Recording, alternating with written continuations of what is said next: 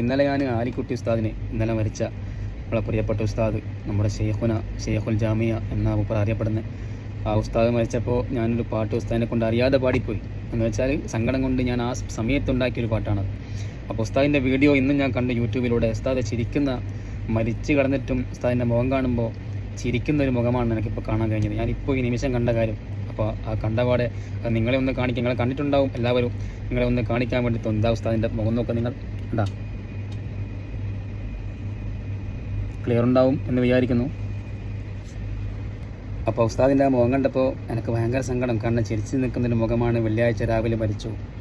ഉസ്താദ് ഒരു ആലിമാണ്, അതിനപ്പുറം അള്ളാഹുവിൻ്റെ ഒരു ഇഷ്ടക്കാരനാണെന്നൊക്കെ എനിക്ക് അറിയാൻ പറ്റിയിട്ടുണ്ട്.